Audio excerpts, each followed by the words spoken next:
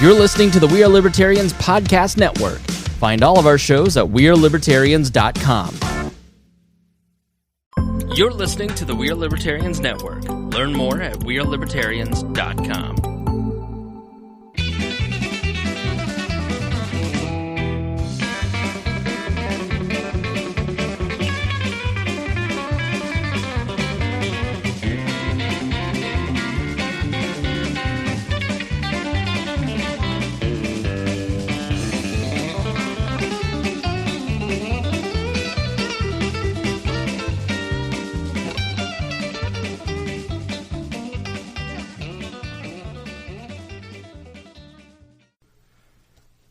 Welcome to the Boss Hog of Liberty podcast on the We Are Libertarians Network. I'm your host, Jeremiah Morrell. As always, I'm joined by our co-host, Dakota Davis. Our show is about our lives in rural Indiana. This is a show about folks who are interested in politics. We promise our episodes are going to be a fun and easy listen. We interview people who are influencers, elected officials, political experts, and folks that we just find interesting. As Dakota provides some extra background noise on the show, we have two guests today. It's a kind of a surprise change-up. Unfortunately, we had advertised Mike Kreider last week.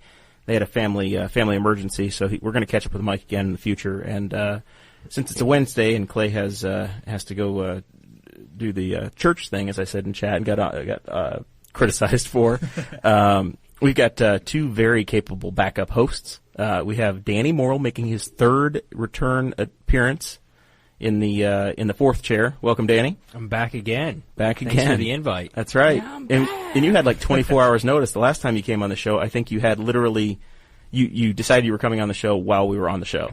Yeah, I had nothing better to do, and I'll put on pants. And you had to jump a fence to get here. Yeah, there that you was go. intense. Yeah. With a gun. Yes. So, and then in the third chair, as you're watching on the premium YouTube feed or on the Facebook Live, you can see Danny's profile. You can see Danny in profile in the black and white. Does it really highlight my receding hairline? It does. It gives you the Who's hairline that and the color. Gray-haired, balding, 40-year-old individual. And then This is Jeremiah's younger brother. my baby brother. And then we have Clay. This is the way it's going to go. We have Kade Koger. We've mentioned him nearly as much as we mentioned Darren Jacobs.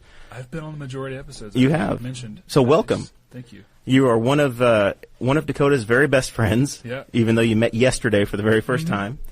And today we determined that you're actually blood relations. Yeah. Yeah, So- that's true. Dakota is a Koger. Yep, my mother's maiden name is Koger. And we were talking, it was funny, before the show we were talking downstairs, like wondering if we were related. I was like, yeah, Jeremiah, make sure you introduce him as my fourth cousin. And I texted my mom and asked her if we were related to the L&K Kogers.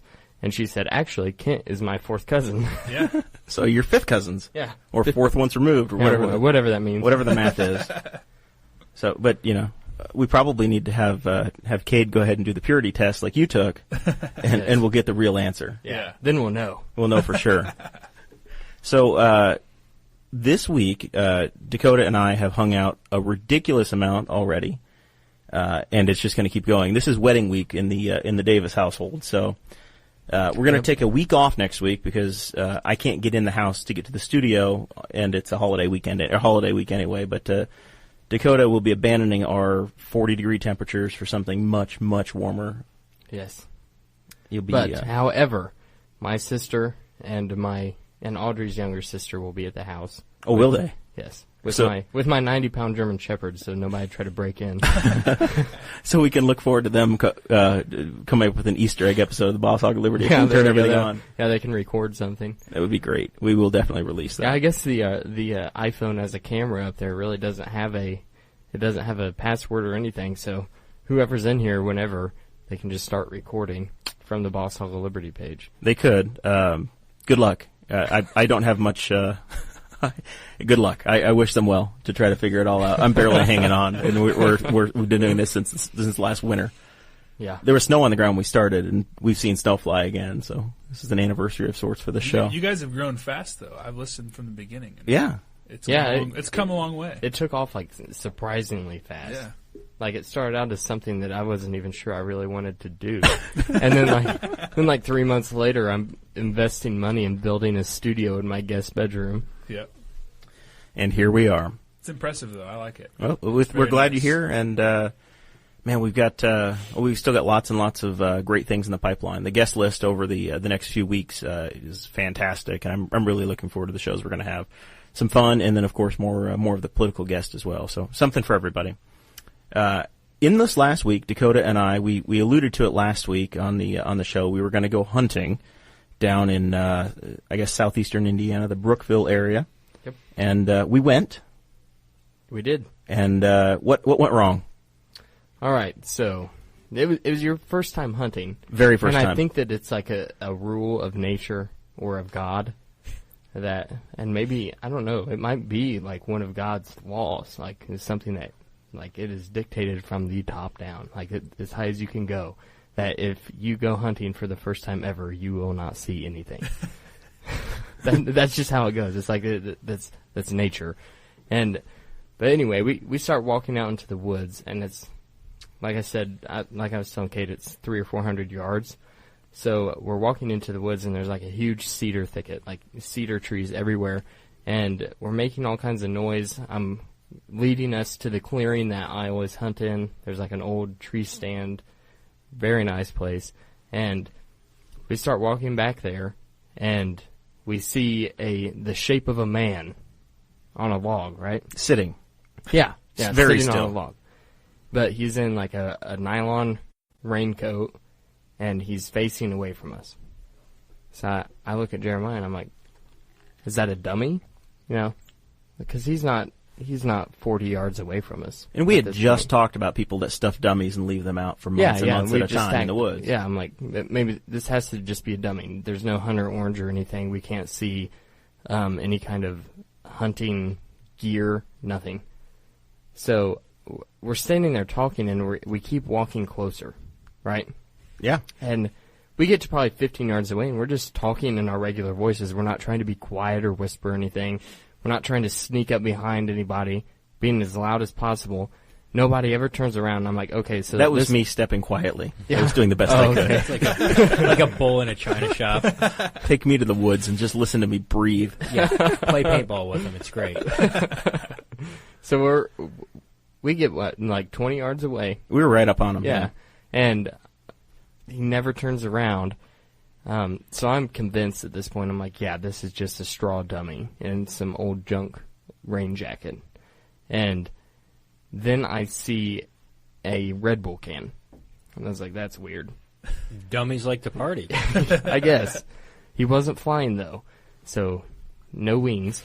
And we get up behind him, and so I just say, excuse me, sir. And this man turns around.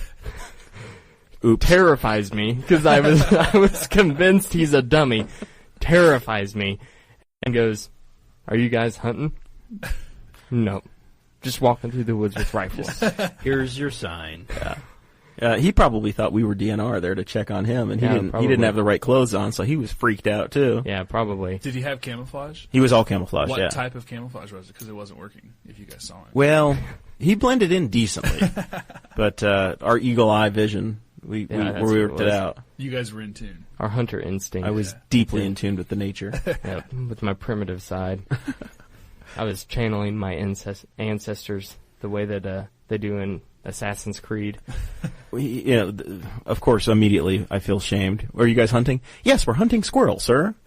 Which I'm sure on the hierarchy of what you're hunting in the woods, the guy that's out there with a bow and he's bow hunting versus. I mean, I bow hunt too, and like, I just have so much more fun hunting squirrel than sitting there for hours on end because typically with squirrel hunting, the woods we were in is a little bit different because it's so thick, so you don't really want to move around that much. So, but typically with squirrel hunting, Jared, you'll realize this whenever we head up to Wilbur Wright here in a couple weeks. You stay in one spot for maybe 20 minutes, and then you just get up and move. Mm-hmm. Like that, if you don't see something within 20 minutes, then that spot's dead. So you're going to the next spot, and that's what makes squirrel hunting appealing to me, because whenever I'm deer hunting, I'm up in a tree stand, and I'm sitting there for 3, 4, 5 hours. Mm-hmm. In the cold with nothing to do, and I don't want my phone battery to go dead, so I'm trying to conserve that as much as I can. Sometimes I take a book, but then I feel like I miss everything whenever I get really into my book. So it's just, I don't know. I enjoy it in the sense that it's nice for like the first hour and a half to just be out there and it's quiet.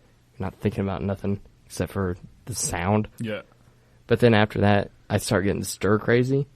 But you saw me at at the Libertarian State Convention. Yeah, you sitting still. You're like Danny, where you just cannot sit still for any length of time. As I'm sitting here fishing with a pen the whole time. No, that's why you need to start stalking them like a Native American. Take your shoes off and just go stalk them through the woods with a big recurve.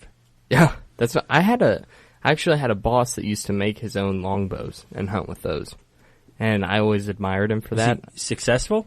Yeah, that's it. That's like, awesome. This dude, his name was Brian, and he was the real life Ron Swanson, like in every sense of the word. Like, there's just no other way to put it. Such a cool guy. And he was successful. He made his own longbows, and I'm not sure if he crafted his arrows, but they looked like it. But that could just be a standard longbow arrow, because I'm not educated enough to know. But he would go out with the stuff that he made and sit there and shoot a deer. Like, there's nothing more to hunting than killing something with something you made to eventually make something out of what you killed with what you made, and then feed your family with it. It's as rewarding as it gets. Yeah. You'll have to go coyote hunting with me sometime, because it's kind of the similar format of squirrel hunting. We sit for 20, 30 minutes and then move. And the Kogers eat or sell at L&K Farms every part of the coyote. We haven't opened that up yet. I don't think we have enough interest. But. Coyote meat. You ever wanted to know what your family dog would taste like? It's the... Man, after pumpkin season, it becomes coyote season. Yeah. We're going to get an extra couple weeks out of that stand for you guys each year. Oh, man. So it was cold, by the way. Yeah, it was, and you ended up finding later that it was a 10-year record cold for that weekend. Yeah, just our luck. Why the squirrels weren't moving. It was just too cold for them to get out of their nest. But we could hear them. We heard a few of them barking around us. Yes. And or the guy that we had pissed off earlier, that he was just making squirrel noises just to irritate us because we had ruined his morning. He's an expert caller and was like, you know what, screw these guys. Yeah. Yeah, and there was like 3 nests all around us, and we could hear them coming from the nests, just barking to see if there was anything going on outside, and which is the most irritating thing in the entire world, because we're sitting there, we can hear the squirrel, we know where they are, but it's like, just come out. Like, I'm freezing out here. Come out. Let me freaking shoot you. I'm still not that small, so I wasn't freezing to death, but it was marginally cool. I'm also very cold-blooded, being from northern New York, so I can suffer through it more than others. Yeah, I don't have the mass you have. Right. But you still deal with cold okay. Yeah, I have the tolerance for it. My feet just freeze. Once they're numb, it's fine. Yeah. Once I lose feeling, I'm great. Yeah. Once you start having the Mr. Deeds thing going on where your toes just turn black, it's not a big deal. Yeah, no issues there. So we went hunting and didn't get to shoot a single gun. The entire time we're in the woods, never shot, never fired. So we ended up going to the Liberty Bell. We did. On the way back, we stopped and we had brunch. Yeah, we had brunch at the Liberty Bell. Which is a local, I like it. A local diner. Yeah. It felt like downtown Indianapolis pricing. I think mine was $15 for an omelet and a cup of coffee, but yeah, it's off-season pricing. You got to keep them in business. Well, let me tell you, mine was $12, and I had 3 eggs, biscuits and gravy, a side order of bacon, and a side order of toast, and a cup of coffee. So I felt like it was very rewarding for the cost. I don't even want to hear about how expensive brunch is until you go have brunch in Chicago, and your Eggs Benedict is $19, and you could make it for $2.99. Yeah, that seems a little bit pricey. Kade, because I'm not doing this potato or bread thing, every time somebody goes to breakfast with me, they get like half of my food. And I'm like, what kind of toast do you want? I just look at whoever I'm with. Do you want white or wheat toast? Yeah. That's what I want. What kind of potatoes do you want? Well, I don't know. It's up to you. That's a great benefit to dating a vegetarian, which I do. It sounds terrible in theory, like, oh, God, she's never going to eat meat. But anytime you go out and there's meat attached to her meal, you get twice the meat. So that's a big benefit. Bacon and sausage. Exactly. That's a beautiful thing. Yeah. Does she still eat eggs? Yes. She does because still she's eat not eggs. a vegan. So cheese, eggs, I mean, she's not crazy. Right. She's just a pain in the ass. No, it's really very tolerable, and it's not nearly as Well, there's difficult as I there's thought a it would lot be. of vegetarians out there that are just completely uneducated and believe that eggs are baby chickens, so they won't eat them. Yeah. Which I was under the same assumption until like last year. I didn't know that an egg wasn't a baby chicken until the guy that I work with who raised chickens was like, well, yeah, it's just like how a woman gets their period. It's like a menstrual cycle. I'm done. And I was like, I'm never going to look at an egg the same way ever again. Thank you for that. I remember It's just a shell of protein. growing up and having Right into your microphone there, Daniel. I Paul. remember growing up and having chickens and eggs, and every once in a while you would have an egg that had a little blood spot in it, and that was. I think a that's little bit of a that's win. more because our dogs chased the chickens and they just scared the hell out of them. No. Yeah. more than we had started I don't know. Could go either way. I guess if we were a little derelict in our duties of harvesting and you waited 4 or 5 days and you have a little chick starting too, but Well, I'd like to think we ate a little chick. yeah, sure, why not? You like to think that? Oh, absolutely. Okay. So we It's like veal, right? Yes. yes, it's like chicken veal. What around the Morrell house, we would go get 25 birds in the mail from Murray McMurray Hatchery, and then Danny would usually eat 2 or 3 right off the bat, just early on, because they were like veal for him. It was like Ozzy Osbourne. I bite the head off and go for it. Just nothing like a day old chicken. I thought it was normal. Didn't know any different. Man, all right. Well, this went way off track. So we had breakfast, and then I made you stop like a tourist that I am. We were in Liberty, the Boss Hog of Liberty cast. We couldn't find an entrance sign that said "Welcome to Liberty," but we did find the water tower. So if you look on the Boss Hog of Liberty page, there's a promo picture up there today of Dakota and I in front of the Liberty water tower. We finally That's right. visited. We started touring the town of Liberty and said, have you ever met the boss hog of Liberty? Did anyone say yes? There's a parade scheduled next Thursday, but we We also should have put to together a float. we have go to share it through with a Santa white Claus Cadillac. and a turkey. But unfortunately, Dakota won't be around, so maybe next year. No. Maybe next year. So we couldn't shoot anything on our big hunting trip. No, So we didn't even get to fire the gun that I diligently sighted in the night before. we got bailed out on somebody letting us shoot, and that's where Kade comes into the story. Yep. You struck up a conversation, and I self-invited myself. Not really. It wasn't even a conversation. I just Kade and I are friends on Facebook, but like we said, we'd never met before. So Kade makes a status where he's like, anybody want to come and shoot on my range tomorrow? And I was like, shooting guns? Turning money into noise? Count me in. And so I just messaged Jeremiah. I was like, hey, you want to go to Kade Koger's tomorrow and shoot guns since we didn't get to on Friday? Yeah. And he's like, After work would be great. like, sounds great. So I was like, hey, Kade, we're going to be coming to your house. And Danny happens to be the next door neighbor, or very close, living out in the Westwood area of Henry County that he does. It's as close to his next door neighbor as you yeah. have. He's 2 doors down, 3 doors down, like the song. I like him more than my next door neighbors, to be honest. Yeah.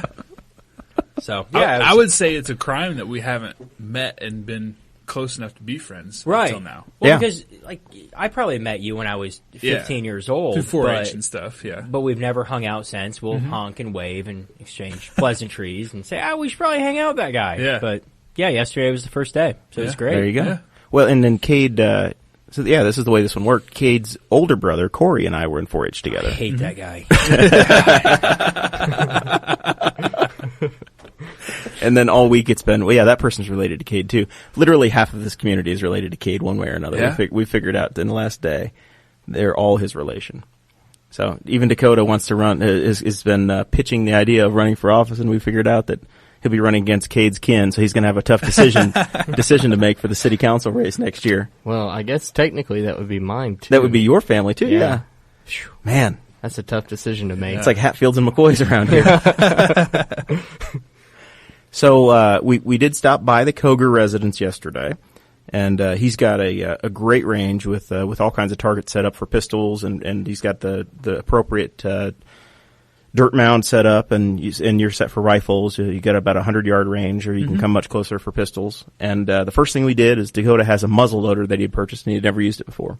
Yeah. So what the hell is a muzzle loader? Well, I bought the muzzleloader last year. I'd never hunted with one, never shot one before. But basically, you hear liberals all the time. The old argument. All they had was a musket. The founding fathers didn't envision this technology. All they had is a musket. Well, technically, my modern day musket, the muzzleloader, is not a firearm.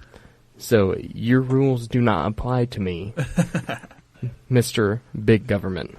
So I bought it last year. I'd heard all kinds of crazy stories about people shooting deer from 150 yards away with a muzzleloader. And I'm like, how is that even possible? This is 248 yards is my longest kill with a muzzleloader. 248, and that's a kill. Yep.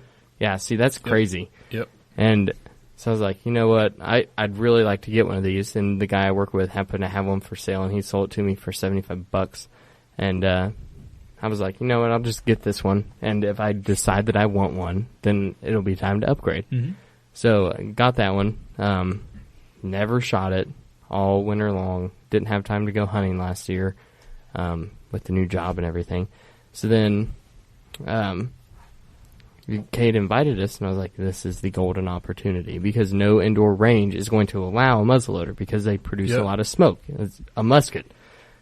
And luckily, I've hunted with muzzleloaders since I was about 10 or 12 years old. Yeah, so around there. You showed me the ropes. So, yeah. Taught me what I was doing, which I'm eternally grateful for. That's right. It's not that complicated. Obviously, an 8 or a 10-year-old can do it. It's pretty simple. But you've got to have a blasting cap, and you have to make sure you're literally loading everything through the front. So it's a single shot. You drop down your you got a couple your grains of black powder, your pellets, your pellets, and then your projectile goes in front there, and it's is it 50 caliber? Yeah, 50 caliber. And is that standard, or you could be anything? You can get a 45 caliber, and they still make 46 and 54 caliber and kind of the older things like that. But the standard nowadays is normally 50 caliber. It's a half of an inch. Yep. Yeah. Yep. I have a cap and ball revolver. That would be really fun to take over and play with sometime. Yeah. And I have the little die to make your own balls as well. You can cast your own lead balls. Yeah, exactly. Yeah. So it'd be fun to get over there and kind of toy around with sometime. Yeah, absolutely. Yeah. So we shot that. I brought my .357 Magnum, my one weapon that I have. First time I've shot that in probably 4 years. You always go, holy crap, that thing's loud. It's fun. Very loud. Yeah, it's a fun gun though. And then Dakota, you had a pistol you brought along. Yeah, I had my Taurus LCP that I brought along. It was a good gun. Very inaccurate though.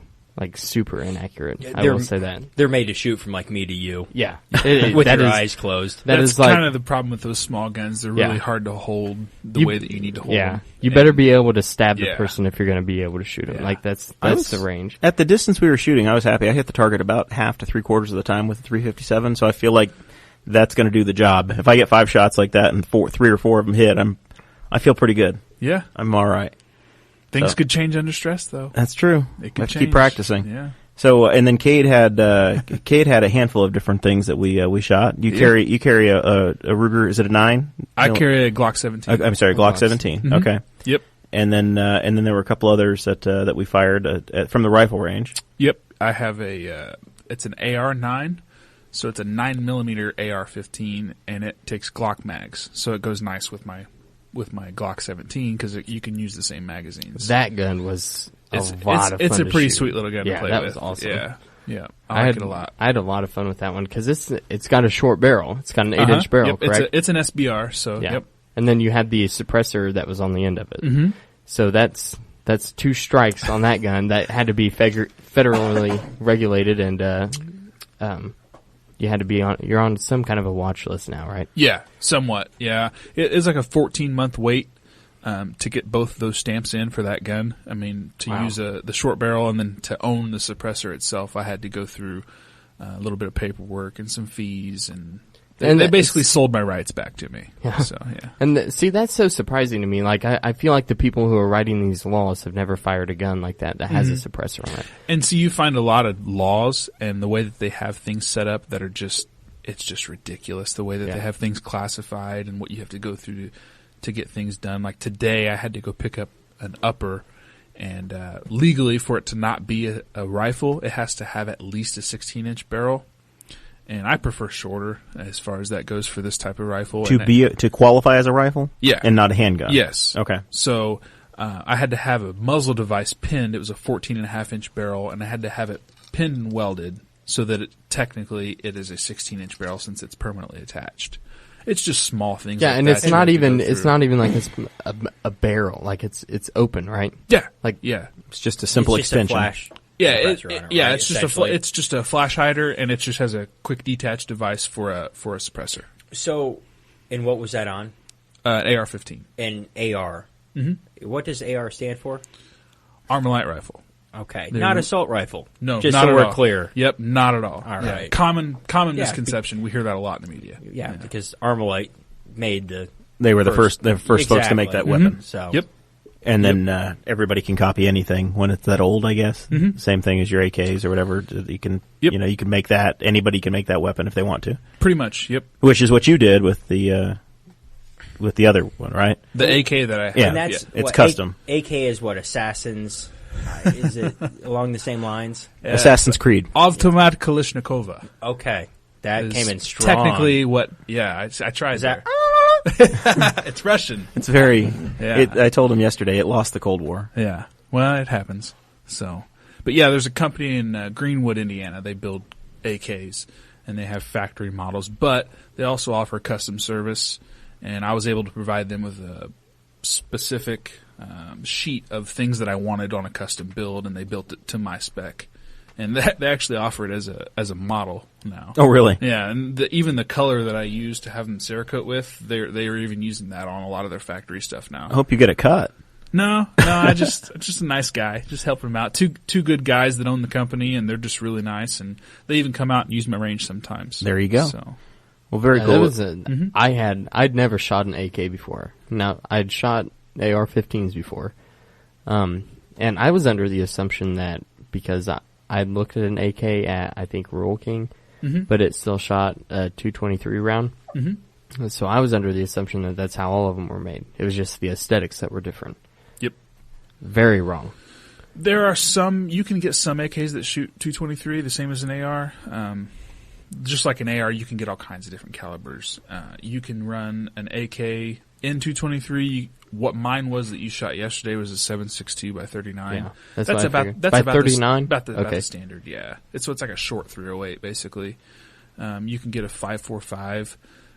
It's closer to a 223, but it's kind of the Russian variant of a 223. Okay. And that's nice too, but the ammo's kind of hard to find. So. Yeah, but it tends to be a fairly cheap round, the 5.45, and you can get the ARs chambered in that too, which makes it. Yeah, you can buy a 1,000-round case for like $100, $170, right? $160 right now. So, you're at 18 cents or 17 cents a shot, roughly. Yep. I was once again. I don't want to brag, but I hit my target every single time with the AR. So I feel good. Mm-hmm. When the time comes, and I'm given one of Cade's guns that's perfectly sighted in and ready to go, and they're not moving. Set up and they're rugged, right? Yeah, exactly. You can throw them across the range. I watched you literally throw a gun and pick it right back up. No big deal. Doesn't hurt them. Yeah, you did. Yeah, that right was out of Die Hard. Yeah, that was like you were talking about that. You were like, yeah, you can get some of these that are polymer or whatever, but I feel like if I can't throw it, then and it doesn't break, then that's not a good gun. Yeah, and I was like, so I acted like I was gonna throw it, and you were like, no, seriously, and then you just threw it down on the gravel. He's like a 7-year-old having a tantrum. No, what really? It happens. It just didn't go in the mud. It went in the gravel. Sometimes you just drop your gun when you're running, and if it's not going to hold up to that, why own it? Yeah. So, and a lot of guys just have trouble throwing the gun they just spent a lot of money on the ground. But if you're going to use it to hunt or fight with, it's got to be dependable. So this weekend, are you in the woods? Yep, definitely. This is opening. Is it opening weekend? Is this weekend, right? Yes. For shotgun or for rifle? Mm-hmm. Are you going to be out there? Are you going to miss my reception for hunting? I might come in for that. But I kind of planned on staying out pretty long. I don't really have anything going on that day. Dakota. I thought that you were going to be out there as an Uber driver. Working for tips. Yeah. I do have my chauffeur's license. Do you really? Yeah. So you could have driven us in a limo? We didn't have to rent out anybody? Yeah, it's not too late. Oh, man. Well, we already have got somebody paid and lined up. Have you ever fired anyone? I have that not. hard. I can't say that I have. And I'm the limo driver on the return trip back to the airport. So Yeah, it's gonna either be you fun. or Sarah. It just depends on how which drunk. which one of us is competent. But Yeah. it'll be a good time. How much vodka and club soda is Jeremiah going to bring to the reception? I won't drink that much. I probably won't. Where's your reception? At Whitetail Tree Farm. Oh, that's right. Up in the northern part of Henry County, Springport area, Yeah. south of Luray. If you if you get your official Indiana map out, and you really care. So Saturday is opening day of deer season. It's Dakota's wedding day. So you're the one guy that's getting married on that day. Horrible planning. It's just a way to really show my love. There's just going to be That's nice. As a sacrifice. we're gonna hear just gunshots in all of the woods all day long, All around. all around. us. Yes, Yes. It's just going to be. It's a true shotgun wedding. Well, see, I figured it didn't really matter because typical shotgun season is 3 weeks. Mike Broyles wants to know if he can crash whitetail. It depends upon the gift he brings, I would imagine, right? I mean, Yeah, it just depends on if the you gift. crash, you need to bring in a commensurate gift, Mike. Yeah. And I know you can impress Dakota, so we can It really find a does way not to make take- it happen. Like, Kay brought in a wrinkled L&K Farms sign, and I was like, I was excited. It's the like, greatest thing hey, ever. this is awesome. It does not take much to impress me, so we'll just keep that in mind. But Cade. as is tradition, guests bring gifts around here, Yep. and we got one from Cade. So Short notice, that's all I could find. hey, you're a 25-hour guest, so we're going to take it. Third string for the show. Will a 6-pack do? Kate, It have to be. What kind of beer do you need? If you're gonna bring a 6-pack, bring me a 6-pack of Bell's Two-Hearted Ale. Rex Bell's. He wants to bring PBR. Bring PBR. It has to be in 3-ounce bottles so that he can take it on the plane. Yeah. Little mini bottles. At least I'll just drink it on the way to the airport. Sure. Just Why not? shotgun them. Why Just not? shotgun them in the vehicle on the way there. It's like a 2-minute car drive, but it'll be all right. That'll work. Kate, I've already had a machine shop let me know that they're willing to work on any customizations you're looking for. Okay, cool. My buddy Alan Miglerini, Who's watching live right now? Yeah, American Awesome. Precision Services, Yeah. said that he would be happy to Right into help that you microphone, out. Danny. Great. So Okay. Straight on into that microphone, buddy. Third-time guest. We expect high standards from you now. yeah, well, You- third time's the charm. You got to graduate. I don't understand. Dakota's I'm making closer than adjustments. anyone else, and I'm talking above a normal level. Well, the problem is you have to be aiming at the little label that's on the microphone. Yep. These I are think- very directional mics. I think it might be some brotherly trolling here. Yeah. I think you might It have your. definitely- I your think mic Danny set up a knows. little He funny. just doesn't know how to. He Alright. can't keep it in. Kay, his did you short-term issues. ever listen to the recap of one of Jeremiah's parties where Jeremiah got toasted one night and Danny decided that he was going to leave because Jeremiah was trashing his house? No.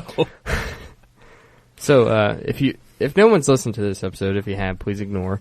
But long story short, Danny got irritated because we were trashing. This is Dakota's favorite story. Yeah, it is. I tell it everywhere I go. Like, we're out, and Jeremiah and I will be out to eat somewhere, and the waitress will come by, and she'll say, "Have a good evening." And I said, "Hey, let me tell you a real quick story." Let me tell you a story about my friend Jerry. Yeah.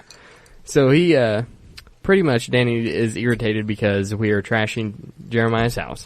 Okay, so I'm here And- to defend myself. So you can go through your story, All right. and then I'm gonna have a rebuttal. We'll see if I get it right, because I'm pretty sure I do. And you say, "Jeremiah, you're trashing your house, and I'm getting tired. It's time for me to go home." What was Jeremiah doing when this was going on? I Well, he was trashing his entertaining at house. home. Like, he was trashing his house. I will agree to that. I was helping in the process of trashing Jeremiah's house. Like, there's no secret to it. Like, that's exactly what happened. But it was the funny part is what happened after you decided you were going to leave. So when I was like, Jer, let's pull this stuff back together. He was literally throwing beverages from the patio into his home. I'm all for a good time, but like this makes no sense. I think they were empties. No, because I was getting hit by liquid. And Sarah's just sitting on the couch looking at me like something must be done. And I was like, I'll jump in and try to help out. And then I get ridiculed for being a party pooper. Yeah, and Jeremiah grabs his brother. And look at the size difference between these two men. Jeremiah overpowers Danny. Shocking, really. Okay, to be fair, he approached me from the rear. He did. He came up from behind him and said, "No, the party's not over yet." Had an open Guinness can and pries open Danny's mouth and starts pouring Guinness in his mouth. Like pouring Guinness down his throat. Danny's just sitting there going, Well, and I also look like burn victim Barbie, too, on my leg because I was just in a borderline fire in flip-flops trying to fight off somebody that may or may not be I forgot not that you, my weight class. I forgot that you had such a struggle this year with fire. Yeah, fire's hot as balls. This has to be why Danny's so interested in going to jiu-jitsu with me. Yeah, he Yes. wants, he Right? wants a fair He's fight. trying to thwart these attacks. he's trying to defend himself. Kate, I need you to teach me how to fight and how to shoot guns in case things hit bad. Oh man! All right, so what? We were on deer hunting. What? We were. Let's try Somehow to, we got horribly let's- astray. Dakota had to tell his favorite story. Yep. So deer hunting starts Saturday. Is it? How long do y'all get with guns? It's 3 weeks, right? Yeah, we get to December 3rd. Okay, all right. And then there's 1 week extra for muzzleloader. There's a week break after that, and then muzzleloader comes Oh, in. okay, that's what Yep. it is. Yep. So now that we're into the rifle season, there was a goof up the state of Indiana. We've kind of been covering this story with deer hunting, and we're Indiana's number one tractor podcast. But now I think we're becoming the number one rifle podcast for deer hunting season. We've been tracking this story. Cade, you're our official correspondent. What's going on with rifles in Indiana? So they've proposed, they had a problem where they came out with a resolution that didn't allow rifles on public land. So there's some rules that are different for public land versus private land.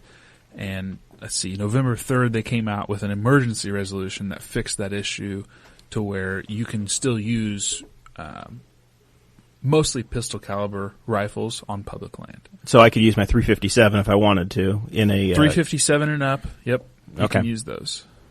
Well, And and I'm busy Saturday though, and unfortunately. You can hunt with a pistol 357. It just has to have a 6-inch barrel. Yeah. Yeah, mine's not long enough for that. No, but you could scare it real bad.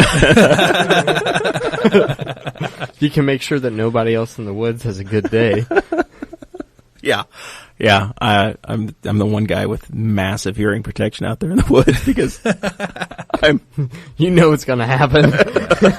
3 guys fall out of deer stands when I fire. The only guy hunting with Tampax stuffed in his ears.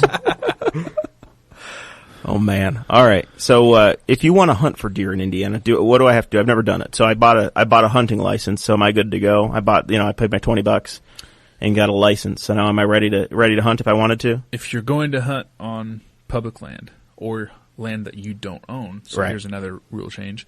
You can be a landowner. You can hunt under a landowner. That's normally what I do. I don't have to buy a license. I don't have to buy tags as long as I'm hunting on land So that it's I like own. fishing in your own private pond. Yeah. You don't need anything. Yep. So otherwise, yes, you need to go buy a license and you have to have tags for what you're going to hunt for.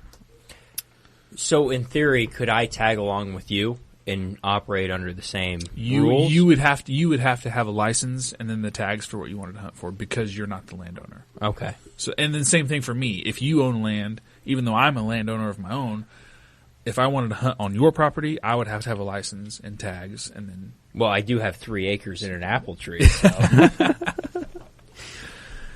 Yeah. Well, if you get lucky, There's a lot of deer in our area. I come home a lot. You have And to buy the tags prior to shooting the deer. Yes, you can't shoot it and then go buy the tags. Right. You get in trouble then. Is it a That's physical a- tag? Like it's an actual. It's not like a. It's like a paper. Yeah. You fill it out when you kill it, and it tells you the time and the area and everything like that. And then you go in, and then after, so I'm sitting in my deer stand. Mm-hmm. I just shot a deer, got it, and I have dressed it in the field. Yep. What's the next step after that? You fill out your paper tag that says the time, the date, where it was shot, your information, your name, your address, your phone number, everything like that. And I normally zip tie that to them, to the leg or the antler or whatever you want to do with it. And then nowadays, in the last couple of years, we've changed over to mostly online check-in. So you can actually get right on your phone, check it in from the field, and say that that's the animal that you harvested. And then after it's checked in, you can do what you want. Yeah, with see, it. I didn't know So that. you don't have to go to a check-in station that might be 15 miles away. You don't have to. Yeah, I've you always don't driven have to like the local Rural King or something like that. Yeah. Okay. I had no idea that the online check-in. Yeah, they've made it existed. a lot nicer, a lot easier. It's not such a hassle. Normally, you had like I believe a 48-hour window that you had to have them checked in. Okay. So you'd have to take it home and hang it up, and then you have to take it down and then take it to a check-in station, and they put a physical tag on it. But they've made it a lot easier to get to now. So Awesome. How hard is it to drag it out of the field, out of the woods? If you're a mile off the road or 3/4 of a mile off the road, Just don't put it on your back and crawl out. I like to dress them. I mean, you're going to lose 70, 80 pounds right there just dressing them in the field. So other than that, if you can get them up over your shoulders and their legs in front of you, you can carry pretty much anything. Yeah. Really. Do you typically eat the heart on the spot? Not raw. It's warm, quivering heart. I've taken it home and cooked it, and it's actually pretty good stuff. If you know how to cook it and prepare it, it's just another muscle. It's like a Should be steak. lean. Yeah. What's the process in cooking a heart? There's all kinds of different recipes and stuff you can do. You can cook it just like a steak. You can do anything you can do just about anything you would with any other type of meat that you cook.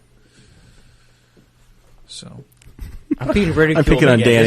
Danny. You're speaking over the top of your mic, so you need to lift your microphone stand up a little bit. He keeps doing one of these numbers. He's like gophering up. Like that'll work. There it is. That's going to be perfect. Now he's got it. Great setup, guys. Thanks for helping me out here. This is episode 30. Every guest has adjusted their microphone as they wanted to, and he shows up and he's like, "This is terrible. Why are you picking on me?" That is a great joke that we play on people that we take hunting with us, though. Chase Hauser. Yeah. I took him out and we got him his first deer kill. And we convinced him in the field that it was good luck if you ate a piece of the heart. And so we cut off a piece and had him eat a piece of the heart in the field. It's hilarious. Yeah. He used to be a friend. He's a good sport. He's a good sport. So you're related to Chase, too? Yep. Okay. Yep. 80% of the town. I think he's just not related to Danny and I think that's it. That's it, yeah. We're Well, neighbors. It's close enough. Yeah, I'm very comfortable with it. I think this relationship's going to blossom now. Yeah.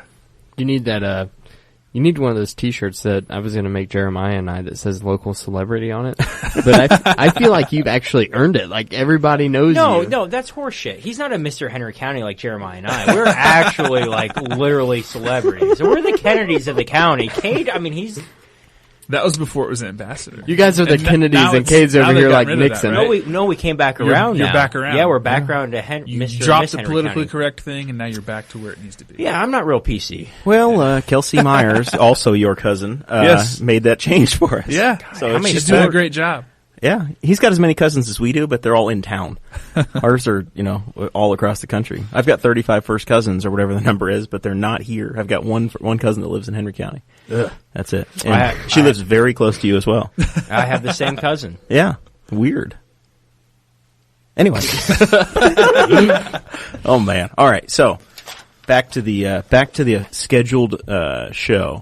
So what's the next headline here, Jer? It says Arvin Vohra. What's the next phrase? A certified asshole. Oh my. So Arvin Vohra is the national vice chairman of the Libertarian Party. I wrote these show notes, and it's not often that I curse at people. Yeah, you've Arvin Vohra deserved it. He has really made a name for himself in the last couple of weeks. He's really been on a path, but of course, Kate has no idea who he is, and Danny doesn't care. Clear, he's the head of the Libertarian. He's like the vice president of the Libertarian Party nationally. And he's got this platform, and he's kind of in libertarian politics. He would be like an extremist, like the black and yellow, very pure. Anarchist type? Yeah. Okay.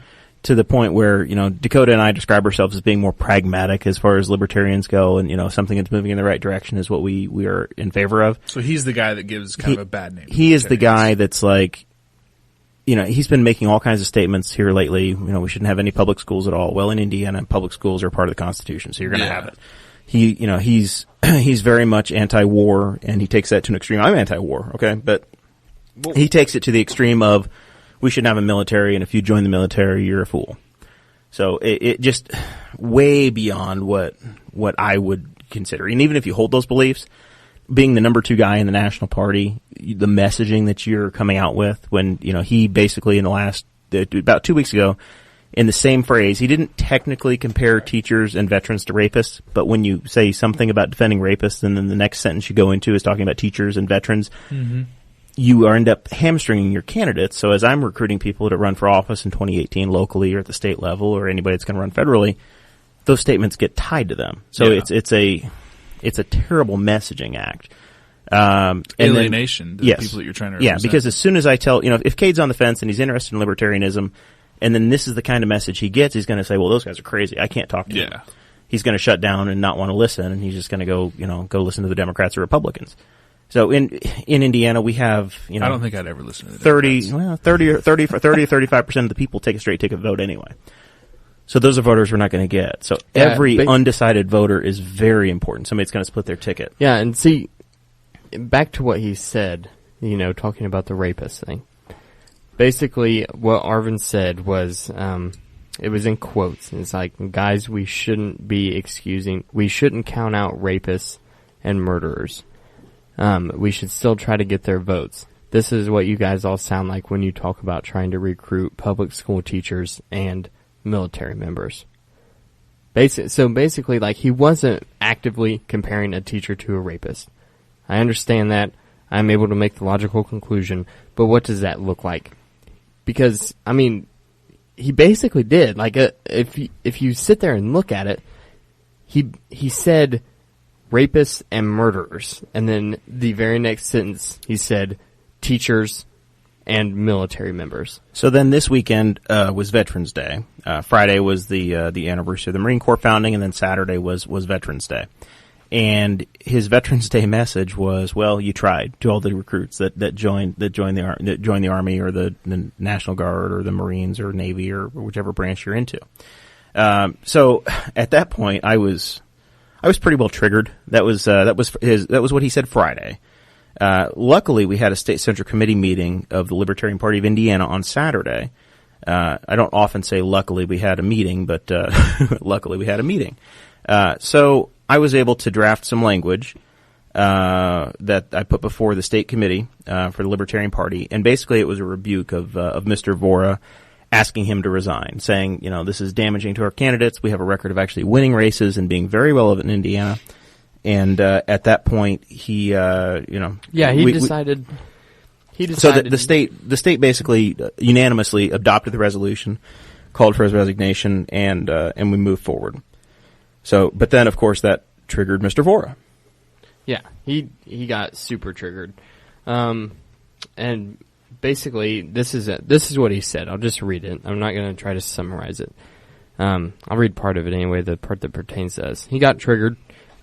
Decided to post some things on Facebook about us, and he said, because we should probably also note here that Mr. Vohra attended our Indiana State Libertarian Convention last year. He was a special guest at the time. He was one of the featured speakers at the state convention. Yeah. And he said, at a Libertarian convention that I recently attended, there was a chair's debate. An audience member asked something to the effect of, if you could make one Libertarian change to a current law, and it couldn't be about marijuana, what would it be? I waited to see what he would choose. Ending government schools, dismantling the military welfare complex, abolishing Social Security, the FDA, the Fed, DHS, the TSA, ending the income tax, hell, abolishing the federal government. He declared cold beer on Sundays. In other words, all of the changes that he could have suggested, he chose legalizing alcohol sales on Sunday. And then he goes on for a little while to continue to harp on the fact that he didn't believe that the choice of the future chairman in question was valid enough. And that really got under my skin. And it got under Jeremiah's too, and we both voiced our opinions on that thread. Because why would you go up there and as a state chairman, like, you're working within your state, you have no effect on the national party. Why would you go up there and say, yeah, I want to abolish the Fed? Like, what does that have? How can you make a change like that? How can you make a positive effect for that? Whenever Indiana is the only one of the 50 states that still has made illegal the sale of any kind of alcohol on Sundays. Like, that just doesn't make sense. And the issue with alcohol sales in Indiana has been something that libertarians have been at the front of for a very long time. For about the last decade, we've been leading the conversation and been a big part of it. I managed Rex Bell's campaign for governor last year, and I'm getting ready to play a clip for you guys. It was from October 25th of 2016. Knowing this issue was coming, the national party or the state party has been talking about alcohol sales. On Sunday, would your administration support modifying or eliminating the ban? Why or why not? And we'll start with Mr. Bell. Well, I've always maintained that anything that's legal on Saturday should be legal on Sunday. Regardless of how I feel about it, and I'm not a drinker, I'm not going to buy it on Saturday, and I'm not going to buy it on Sunday. But if somebody wants to, this is left over from the blue laws of years ago. You couldn't sell cars on Sunday. You can sell maybe cold beer in one situation, and in another situation you can. And you get into a situation where a store can legally be selling warm beer, and if the power goes off and the heat goes out and the beer gets too cold, all of a sudden he's breaking the law. I think that's something that we need to look at and do away with the blue laws and certainly allow Sunday sales. So what Rex basically said was what the Libertarian Party has been pushing for the last decade, and it's finally actually taking effect. Where we've seen some movement in the last couple of weeks with a summer study committee. That a lot of the conversation and visibility to this issue has come through the Libertarian Party of Indiana's actions. And there was a big breakthrough last year with Ricker's convenience store, basically finding a loophole where they could sell cold beer in their grocery store, in their convenience stores, because they opened up a burrito bar, and restaurants could sell carry-out liquor. Yep. And so the Ricker's convenience stores in Sheridan, Indiana, and in Columbus, Indiana, could sell cold beer. And immediately the Republican legislature said, no, that's unacceptable. We can't do that. So they came and crushed it. Hold on. First of all, you say the Republican legislature. It's not just the Republican legislature, as much as it's now. There are super majorities on the Republican side, right? But it has to your point. You are right. These blue laws that are in place have been in place by both. When the Democrats are in charge, Republicans are in charge. Nothing has changed because there's another factor. Yeah, it's because the liquor lobby, and we hear about lobbyists all the time. We see it, like if you watch House of Cards, you see Remy Remy, Denton. Yeah, Denton. That's yes. what it is. I almost said Brenton. And it's a different group. Totally different story. Jeremiah, you're part of a lobby group. But yeah, I do. I do some work for Purdue School of Agriculture. So obviously, lobbying and being a lobbyist is not a bad thing at all times. Like citizen advocates. There's a difference between citizens. Honestly, there's nothing wrong with lobbyists that are paid as well because they have the time and the effort to go in and to shepherd through an issue, and they do very good work. So I'm not crushing all lobbyists, but at the same time, those with connections and the money and the ability to shepherd something through, they end up with control and influence over legislators. Right. But what's incredible with the liquor lobby is the amount of control. Because it's not just Sunday sales that they look at. It's not just selling cold carry-out liquor that they look at. There are some legislators, and this is just what I read today, that have entered legally binding contracts with these liquor lobbyists to where they are bound to show them each piece of legislation that they are about to vote on. So not only... we're not just talking about one guy or like 3 or 4 people. We're talking about an entire team of people that are reading and analyzing pieces of legislation, even if it has nothing to do with liquor laws, because they want to know and they want to have an influence on it. So we've seen in the last week a grand bargain of sorts on this issue, where there are multiple different lobbying groups involved. There's like a packaged liquor group, there's a group for grocery stores, and there's a group for the liquor stores. And then I think convenience stores also have their own groups. So everybody has a different agenda.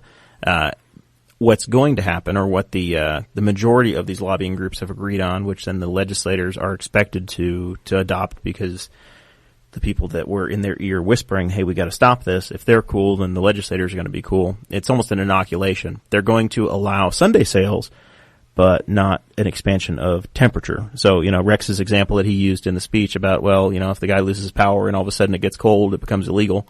It's fine to sell something at 60 degrees, but at 40 degrees, all of a sudden you're a criminal. Mm-hmm. Yep. And that's why the state party actually, we started to organize a lot of events at Rickers to protest these laws. They would have drink-ins on Sunday afternoons where you could buy your cold beer and drink it in the restaurants, or you could carry it out if you wanted to as well.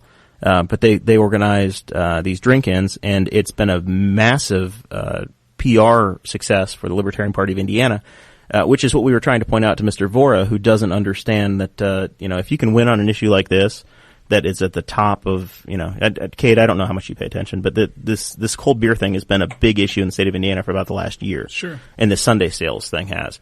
And the Libertarian Party of Indiana has been able to get headlines for the last year because of this sort of activity.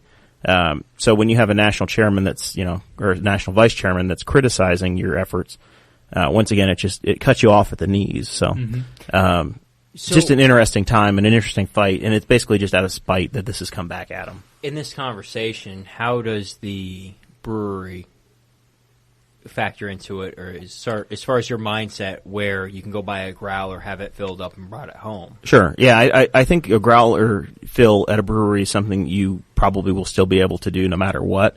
It's another nice little carve-out that had all of a sudden developed where your local breweries could sell you a growler on a Sunday, so you could buy beer on a Sunday if you went to a local, somebody, so if we went up to Muncie and went to Elm Street, where the Libertarians are meeting on Sunday. Yeah, or Chili Water, or Chili Water, right. or any of those, or the Wooden Bear in Greenfield, or any of those local breweries, you could go up there and get your growler filled and leave. So let's talk a little bit. I know it's not on here, but let's talk a little bit about why.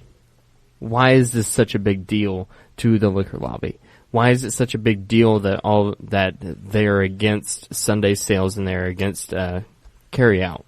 Everybody has their turf they're defending. Right. Right. So if you are a liquor store, you can't sell soda. There's certain products that you're just not allowed to sell. So cold soda. Yeah, I guess you're allowed to fountain soda. Right. And they are protected to where they could sell. They're the only ones that were allowed to sell cold beer Monday to Saturday. Whereas a pharmacy, if you have a pharmacy in a store, like that's why a grocery store is allowed to sell holiday alcohol. If you remember in Newcastle, we had a Marsh, but the Marsh didn't have a pharmacy, so it didn't have alcohol. They only had beer. Mm-hmm. Our Kroger or our pharmacy, like a CVS, will actually sell hard alcohol because a pharmacy is allowed to sell it. So there's different carve-outs for different organizations. Well, even locally at our Kroger and other Krogers around, they have a wine chiller that you can chill your wine. So you can buy chilled cider as well. Cider is considered a wine in Indiana.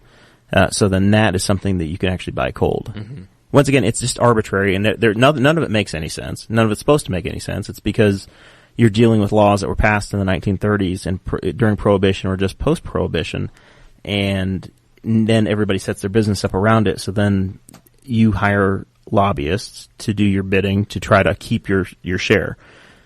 You can't just decide. L&K can't decide that you guys want to start selling hard cider slushies. You would need to have some sort of a permit. Yep. And then in Indiana, you have a one-way, two-way, or a three-way permit that says you can sell beer, or you can sell alcohol, or you can sell all, the combination. Yeah, but and then you have to bid on those permits. But the deal with all of this is that the liquor lobby knows the stats. And if you drive by any grocery store, you drive by Aldi, or Kroger or Walmart, that's the big three in this town.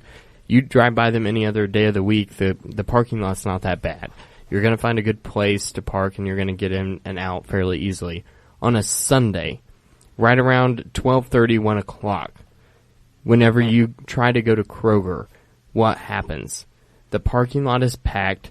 You can't find a place to park, and you can't find a freaking cart to save your life, and you're going in there. The lines are super long, and that's everywhere. I wonder if I can buy hard alcohol in ClickList. I was just bragging about ClickList today. I wonder if I can buy hard alcohol that way too and skip the lines. Yeah, probably. You wouldn't get as much judgment that way. They would have to have a 21-year-old bring it out to your car, though. Yeah. Once again, we've covered tipping. Would they have to consider it a convenience store at that point? I don't know. That's pretty convenient. It is very convenient, but it's a convenience store with a pharmacy. I used ClickList today. I was done with my grocery shopping in 5 minutes, but I don't carry a lot of cash. Today I had like $2 on me, so it was just a shameful amount. And the guy comes back up to me after I've done my transaction, and he's like, "Well, you've got everything you need." And he's, waving at me. Just like, lingering. Yeah, just lingering. And Man. I didn't tip. I did a Dakota, and I didn't tip today. People who don't tip, am I right? Yeah, I know. I don't know. Kade, have you used the ClickList? Not yet. Not yet. Well, Not yet. Bring $5. Be ready. It's because they'll wait around. All right. I think you should. You're providing a service. Yeah. And you should tip on something like that. I suppose you should. It just didn't occur to me until You're a until DB. until he stood there like a bellhop looking for his little something. Did he have his hand out? No, but it was close. It was close. say, I felt bad. Here, son, have a piece of gum for all your trouble. I do have a correction. Mike Broyles, thank you for this. The three-way is the beer, wine, and liquor, so it's the wine that makes it a three-way license. So Okay. I have to. I think the third in there would be would probably be the hard alcohol. So yeah, I mean, my liquor. whole point was that the liquor lobby is terrified that whenever, I'm not even going to say when Sunday sales are legalized here in Indiana, it's going to kill every single bit of revenue that they have. Because instead of going to the liquor stores throughout the week, people are just going to pick it up in the grocery store while they're doing their weekly grocery shopping. That's those are the breaks. mean, We why wouldn't don't you? protect buggy whip manufacturers Yeah. because we don't use buggy whips anymore. I know. I mean, that's the way a modern economy works. I mean, I go to liquor store whenever I buy beer, whenever I buy any kind of alcohol. because I always go to they the provide you a liquor store. service. They have a better selection and, Yeah. and a deeper selection and knowledge about the products you're going to buy. I mean, my favorite beer is Bell's Two Hearted. You're not going to find that at a grocery store. You're not going to find it at Walmart. And can if you get go your- to a you can get your hams. if you go to a convenience store, isn't it? It's more expensive there too, right? Right. Typically, Because yeah. it's convenient. Yeah. You can pay $4 a gallon for milk at the Casey's, or you Exactly. can pay $1.59 at Kroger, or probably $1.10 at Aldi if you want to go through there. But then you have the trade-off if there's one or two cashiers working. So It's just a whole lot of protectionism, and liquor and the Indiana Association of beer and liquor retailers has such a death grip on this because ultimately they're scared. They're scared of what's going to happen whenever this deal goes through, and all of a sudden people are allowed to buy their alcohol at the grocery store instead of their little places.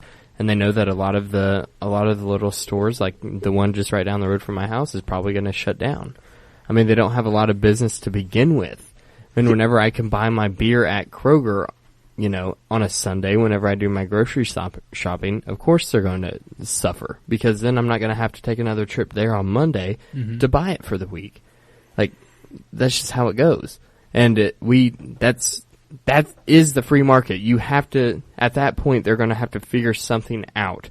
There's going to have to be innovation within their market to make sure that they survive. Well, some comments we have. Rick Irvine is making a great point about selection and the different sizes. If you go into your local liquor store, you might be able to find the same thing in 5 or 6 different sizes. Whereas, if you go to the Kroger, you might find it in 2. And then Gabby, I'm going to crush this name. Gabby Paolo wants to know what a buggy is. We probably have more buggies on the road in Henry County and Wayne County, Indiana, than most other areas do. Gabby's from Ohio. So. Okay. Well, over Dark County over there, they still have the Amish too. It would be the little crop you would use to drive your horses and your horse and buggy Your cousin is jealous. Kelsey Myers is jealous that Kade is in the celebrity seat. So I'm also jealous that Kade's in the celebrity seat, but whatever. Poor well, Danny. when Danny learns, Danny's never been. when Danny learns how to use the microphone, we'll let him have the celebrity seat. I think that I have like the doofus mic over here. They are It's the like exact Duns same. Mic. I don't think. Let's trade. Let's go. See, that was the mic that I always used before, but it's got the special stand He's and it's pointing got at the Kade. different mic, and it. And So, then yet whenever we started having a guest, it was like, I guess the right thing to do Let's give them the one that's different. Give them the better one. You're welcome. Danny, do you really think that we give Kade the doofus mic? Is that the way we treat him? No, I think I had the doofus mic. No, I'm sorry, Clay. That's twice today. Struggling. You're in Clay's seat. Yeah, You're are keeping on it the struggle warm. bus. And Yes, you think we would give him the I doofus think mic? Clay gets the doofus mic every time. You told me that in confidence, and I'm making it aware. releasing it to the world. Yeah, it's, Hey, don't say anything bad about Clay because I have to get my haircut there on Friday before the wedding. well, I got mine actually last week. Did not get my hair cut by Clay today. I got did. it at Sports I Clip. did. I went in there and got it. I didn't have time. I went Sports Clips. Oh, that's a good I got a man. little massage. Hot that towel, included? shampoo, and she was super awkward and it was terrible the entire time. I didn't enjoy any of it. It was $22 plus tip. You didn't get the good conversation like you do with Clay.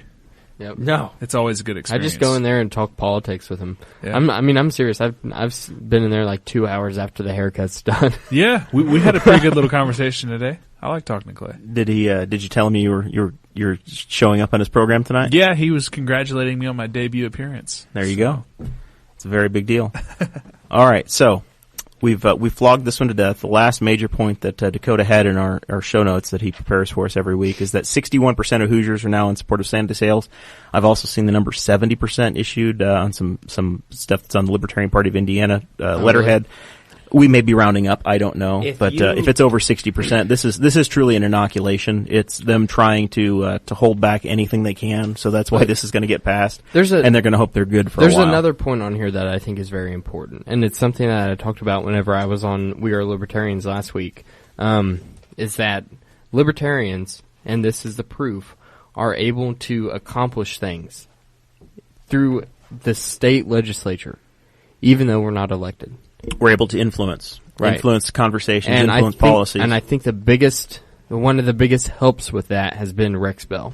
Absolutely. Mm-hmm. So we played that clip from Rex, and the very next statement, the next person to speak was our current governor, Eric Holcomb, and he said, absolutely not. It's a controlled substance, and we have these rules.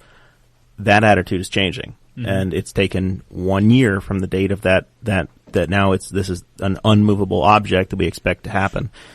And the candidacy of Rex, even though he may have only wound up with 4% of the vote, it really did influence the policy that we're seeing in Indiana, and it's one of the reasons why it's very important for us to run candidates. We win locally. A statewide race, with Rex or Lucy Brenton or even somebody like Rich Turvey who ran in the 6th District last time, that's a major lift to try to win a statewide race or even a congressional seat. But we have people elected to township boards, and I truly think that we're not that far off of winning a state representative seat at some point.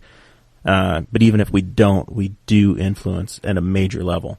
Not as much influence as Kade had when, just before the Republican primary, he went out and terrorized one of his fields and wrote, is it Trump you wrote out in the field? Yeah, it was just Trump. And then you flew the drone? Yep, flew the drone up over it and got some good footage. And it went viral. Accidentally, yeah. Yeah. How many views did you have on that video?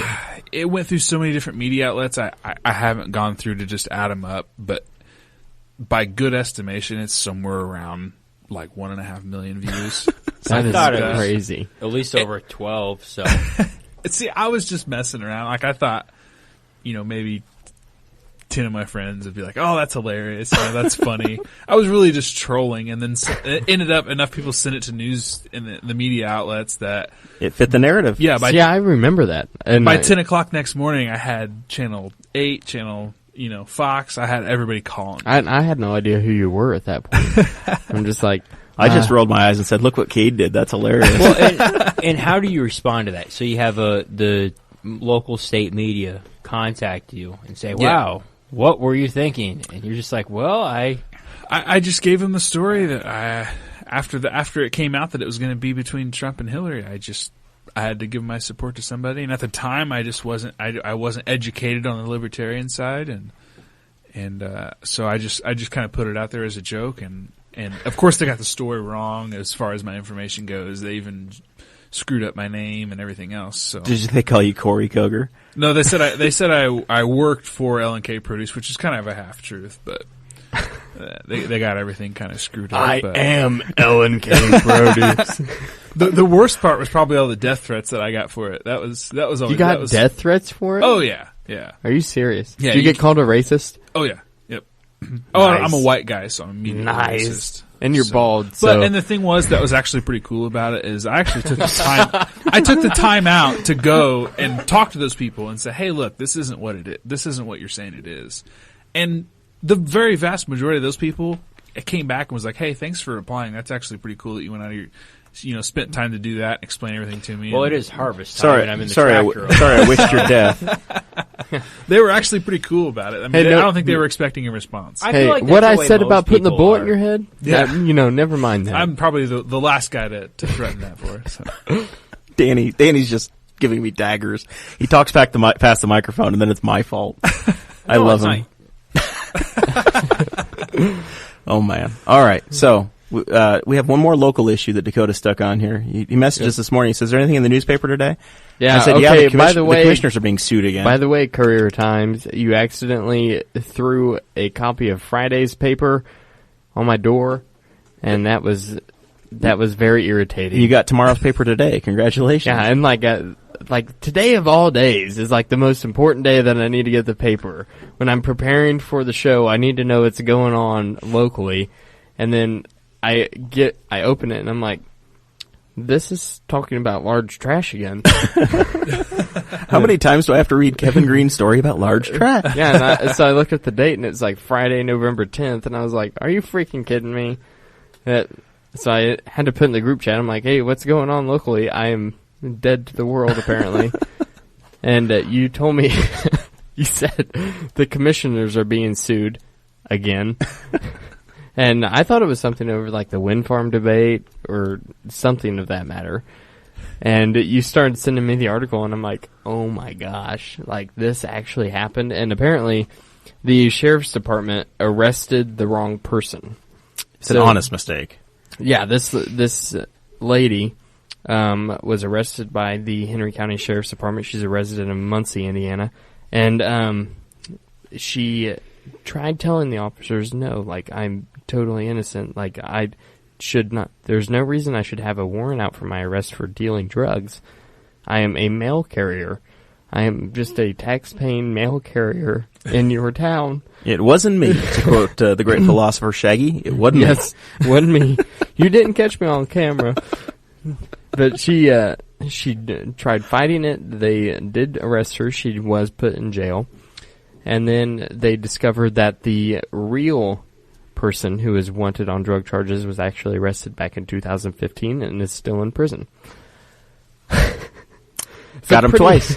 Pretty large mistake to make. It's double jeopardy. That doesn't work. So I put on here everything that she is suing them for, because it's like a huge list, and I'm going to read it off, and please don't fall asleep on me, but it's false arrest, false imprisonment, abuse of process, malicious prosecution, intentional infliction of emotional distress, which basically means she must have got triggered, negligence, defamation, and a violation of her rights. You were wrong. It's defamation. Oh, okay. I forgot how they say it down at Tri-High. And a violation of her civil rights. I don't know if I said that. But anyway, in the I mean, that is just so much. I mean, I'm just taking a second here. I'm glad the county process has this liability again. insurance. There's just so much here that they're being sued for. And I'm sure like half of this is probably going to be thrown out in court, like the negligence and defamation. And But in her defense, what else is she supposed to do? Yeah, it's... I mean, I mean, honestly, honestly. like, they did something ridiculous, right? yeah, I mean, that's horrible. I mean, allegedly. she gets... No, they did it. she was processed. It's pretty hardcore proof. But, like, just writing an article in a newspaper, that's going to go away really quickly. There's not going to be any pain for the county. There's not going to be pain for anyone. Right. So she... Yeah, what are you supposed to do in this situation? I would be suing the crap out of the county if that happened to me. being And punished we as a talked child. about that. And Jeremiah's like, actually, did you know that there's another Dakota Davis in Henry County? So you're just waiting on that to happen to you. Yeah, you are. There's a little kid that was mauled by a dog named Jeremiah Morrell in Florida. So every time there's a story about him, that hits my my Google alert about my name. But you've got a same name right here in the county. Yeah, and I'm friends with him on Facebook. So, like, occasionally, like, he'll do a live video or something, and I'll get a notification. Like, it pops up on the top of my phone. It says, Dakota Davis is live now. And I'm like, whoa, that's kind of weird. Do you ever message him and be like, hey, buddy, you staying out of trouble? My name's at stake. I always find people with my name because Cade's kind of a weird name. Right. There's not a whole lot of Cades around. Every time that I type your name on my phone, it changes it to Jade. Yeah. And then your last name, Koger, it changes it to... Kroger. No, it changes it to Lover. Jade Lover. I mean, there you go. I mean, Same thing, only different, right? Yeah, right. But I find other Cades and I'll message them and just say, there can be only one. Just trolling other Cades. So you just pick it on. And then you had to find somebody that rhymed with you. That was a complete accident. Her real name is Jadrian. Okay. But she goes by Jade. And you didn't just have your Tinder profile set very tightly where it was only has to sound like? Complete coincidence. Just sometimes whenever you're sitting in the house and you sometimes go, Jadrian. Yo, Jadrian. Like Rocky. Yeah, she was watching just a few minutes ago. I don't know if she is anymore. She said she was going to. Yeah, she was commenting. She claims that the Clicklist people will not accept tip money. So apparently she tried. She's a better person than I am. I didn't even try. Yeah. But I don't know. That awkwardness. Like, I felt like he wanted to tip. He was like dead serious, like, absolutely she's a better person than you, Jeremiah. No doubt. No doubt. That's why I married her. All right. Well, we're at that point in the show, ladies and gentlemen. We're here for final thoughts. Danny, you're the third time fill in. What you got? Anything cool? I don't have a whole lot of real final thoughts. I mean, it's great to be here again. It's been a enjoyable time this evening, but even though Jeremiah kept harassing you about getting up on your mic, yeah, it's been a lot of that so far. Maybe I'll get better. Maybe I'll get better for my fourth, but beyond that, no, it's been fun. I just hope everyone has a good week, has a great Thanksgiving, enjoys friends and family, and makes some great memories. I will be with none of my family. Oh, and I hope you have a wonderful honeymoon in Hawaii. Thanks. Are you going to take advantage of it and put out your Uber Light? And I invited you to a party at the house Wednesday night. He said, no, I'm going to be in Hawaii. I was like, oh, all right, we can go kiss my ass. But anyway, no, it's great. Go have fun with your family, enjoy the fall festivities. All right. Well, very good. If people want to follow Danny, do you want them to follow you on the Twitter? Nope. DMax Juice. That's not Danny Morrell, the official contributor to the to the Dan Dockett Show. I'm on Instagram, Facebook, and Twitter. None of which have anything interesting to follow, but you can find me under Danny Morrell or DP Morrell. Pretty much it. Any of them. There we go. All right. Well, thanks for joining us, Danny. Mr. Koger, you made it. 30 episodes in, big landmark episode, and we got you finally. Yeah. You're one of the original listeners. We appreciate that. Mm-hmm. Been here since the beginning. That's awesome. Once upon a time, it was we were doing these poolside, and it was nice, and today we didn't see the sunshine all day. Yep. So that's the way it goes. You're done harvesting for the year? Yep, we got done this week. Done this week. All right. So you got anything you need to pitch? Any other final thoughts? Things that we needed to cover that we didn't, or just the floor is yours. So if there's an issue in Henry County you want to get into or a national thing, it's your time. No, just thanks for inviting me. I'm glad to be here, and it's been a blast. Really impressed by this studio. You guys did a really good job on it. The Lisa Crosby lights and the Christy Avery. What the hell do we call the thing that goes on? A tripod? It's an easel. the easel for our Sarah Potter phone over there, the tripod. I'm pretty sure studio. That falls under defamation. That is probably defamation, yes. The fancy easel. Homeschooled. I was homeschooled too, but I know not to call that an easel. I needed a word, whether it's the right one or not. All right. Well, very good, Cade. Man, I'm struggling. Yeah, Mike Morrell wants you to talk about windmills for a second. We can skip that for now. That's going to take a lot longer, more time than we have. I think. Next time, you just don't support the cancer-causing ones, right? No, Only the ones that drive away the bees. Yeah. And not the ones that kill the birds and poison the groundwater and do all these horrible I heard things. they mess up your Wi-Fi. I don't know why, but I heard they screw up your Wi-Fi. Okay, but Wi-Fi causes cancer too, dang it. All these EMF signals are going through your house. Yeah. Don't you dare try to install a smart meter on my home. I would plant a windmill in my backyard in a second. Yeah. Because I want cancer. Just take up smoking. It's a that's lot the cheaper. fastest way to get it. Yeah. So, I don't know. Smoking's so much prove them cheaper. wrong that way. Yeah. Well, all right. Well, we almost avoided the 10,000-pound elephant in the county, but thanks, Mike. We appreciate that. So, and to answer his question, there will be no show next week because of the holiday and me being locked out of the studio. There will be no show next week, so we're all going to take a break off. Bailey and Lindsay can let you in. And then it can just be you in here going, I wish I had guests. No, I think I'll take the night off too. I'll be hanging out with my baby brother at his party that he's invited everybody to but me. It's gonna be fun. So, all right, Dakota. We could do the podcast there. Just do a live podcast with people in the background. Nothing could go wrong. Except we have to move all this equipment, and it's a nightmare. We've tried a couple of podcasts in the past with the party crowd, and they've never made the air. Spangle's tried 2 or 3 times, and it's never worked. Well, it's a different group of people. They're better. It's a better class of losers. So, Dakota, final thoughts for the final time as a single guy. My final thoughts for this one, and I'm using it wisely, is a Facebook post that I came across that you showed me.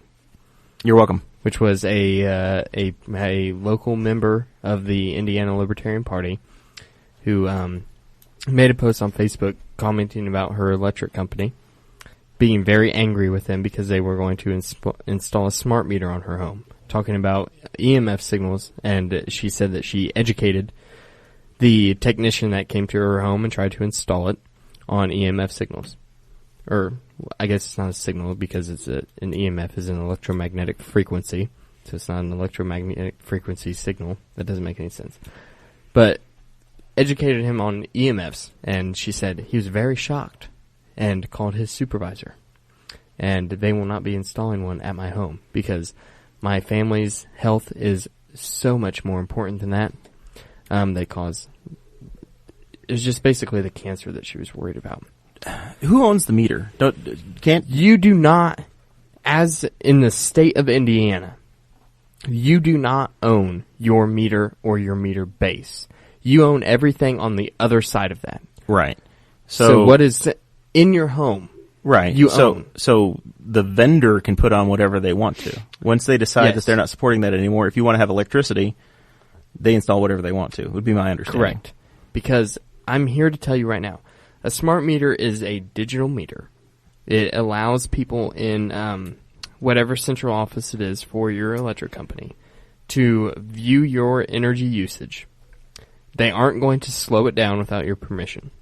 They aren't going to cut off your power unless you do not pay your electric bill, just like they do now, except now they have to send a meter technician out to actually do that. It can be controlled remotely.